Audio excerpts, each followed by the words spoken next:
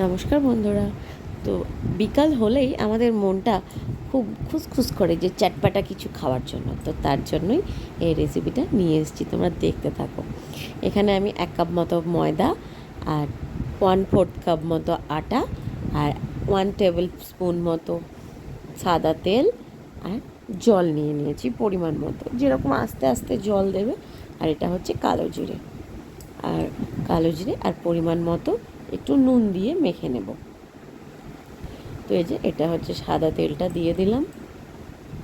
তো সবগুলো উপকরণগুলো একসাথে দিয়ে ভালোভাবে মেখে নিতে হবে, ঠিক লুচির মতন মেখে নিতে হবে এবং খুব বেশি নরম করা যাবে না, একটু শক্ত শক্ত করেই মাখতে হবে। খুব শক্ত বলতে একদমই শক্ত নয়, যেরকম আমরা লুচি ডো করি ঠিক সেই রকম। তো এই যে এটাকে শুকনো উপকরণগুলো প্রথমে ভালোভাবে মাখিয়ে নিতে হবে। তো তারপর ভালোভাবে ময়মটা মেখে এলে তেলটা যেন আটার মধ্যে খুব ভালোভাবে ময়দা আটার মধ্যে মিক্স হয়ে যায়। তো তারপরে একটু একটু করে জল দেবো। আর জলটা প্রথমেই একবারে অনেকটা দিয়ে দেবে না, অল্প অল্প করে দিয়ে দিয়ে মাখতে হবে, যাতে বুঝতে সুবিধা হয় তার জন্য। এসে আমি এখানে ভালোভাবে জলটা অল্পই দিয়েছি, অল্প অল্প দিয়ে একটু অল্প অল্প করে মেখে নেব। তো এদিকে আমার দেখে বুঝতে পারছো কীরকম ময়দাটা মাখা হয়েছে। তো এটা অনেকক্ষণ ঢেকে রেখে দিতে হবে, প্রায় আধ ঘন্টা। তো আধ ঘন্টা পর এদিকে আমি বেলনান চাকির মধ্যে একটু বড় করে নই করে একবারে পাতলা পাতলা করে বেলে নিয়েছি। আমার কাছে কিছু ছোটো কিছু ছিল না, তো এই গ্লাসটা ছিল, তাই গ্লাসটা দিয়ে আমি গোল গোল করে কেটে নিচ্ছি। তোমরা চাইলে ছোট্ট ছোট্ট নই করেও করে নিতে পারো, তাতে আমার মনে হয় এরকম করলে একটা বড় করলে সুবিধা হয়। আর তারপর কাঁটা চামচ দিয়ে পুরো গোল গোল করে যেগুলো কাটা আছে লুচির মতো, এগুলোকে ফুটো ফুটো করে দিতে হবে, যাতে ফুলে না যায় আর পাঁপড়ের মতন হয়। তো এটা চুরমুরটা বিকালবেলায় খুব ভালোই লাগে, আমরা সবাই খেয়ে থাকি। আর যদি হয় বাড়ির, তো সে তো বলতেই হবে না, স্বাস্থ্যকর, যদিও তেলে ভাজা, কিন্তু বাড়ির তো।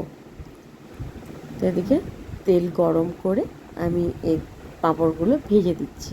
তো এগুলো খুব কড়া করেই ভাজতে হবে, মিডিয়াম টু লো হিটে তেলটা রেখে ভাজতে হবে। আর এটা বেশ কিছুদিন থাকে, মানে আজকেই করলাম কি আজকেই শেষ হয়ে গেল তা নয়, এটা বেশ কিছুদিন থাকে। আর এদিকে টক দইয়ের মধ্যে একটু ভাজা মশলা নিয়ে নিয়েছি। ভাজা মশলার মধ্যে আছে গোটা জিরে ও গোটা ধনে শুকনো কাঠখোলায় নেড়ে আমি গুঁড়িয়ে রেখেছি। আর এটা একটু বিট নুন নিয়ে নিলাম, আর এমনি সাদা নুন দিয়ে এটাকে মিক্স করে নেব। তো এদিকে আমার প্রায় পাঁপড়গুলো ভাজা হয়ে গেছে। তো এবার তুলে নিই চলো। আর আমার অনেকগুলো ব্যাচ ভাজা আগেই হয়ে গেছিলো, এটা তোমাদেরকে দেখিয়ে দিলাম ঠিক এইরকম করে ভাজবে। আর একটু সময় দিয়ে তেলটা ঝরিয়ে নেবে, তেল খুব একটা বেশি ওঠে না।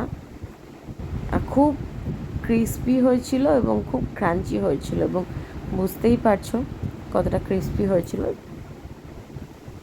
তো এই যে এদিকে চলো এবার আমি প্লেটে সাজিয়ে নেওয়ার পালা। তো একে একে প্লেটে সাজিয়ে নিলাম। তো এরকমভাবে বাড়িতে খেয়ে দেখবে, খুব ভালো হয়, দোকানের থেকে কি কোনো অংশে কম হয় না, খুব টেস্টফুল হয়। এবং বাড়ির লোকের আসলে সবাই তো দোকানে গিয়ে খাওয়ার সুযোগ বা ইচ্ছেও হয় না, মানে বাইরের খাবার বলে অনেকে খেতেও চায় না। তো বাড়িতে করলে এটা সবাই খাবে। তো তারপর এদিকে সিদ্ধ করা আলু ছোট্ট ছোট্ট করে স্লাইস স্লাইস করে টুকরো টুকরো করে কেটে আমি পাঁপড়ের ওপর দিয়ে দিয়েছি, পাপড়িগুলোর ওপরে। তো তারপর পাপড়িগুলোর ওপরে এই মশলা দইটা দিয়ে দিচ্ছি।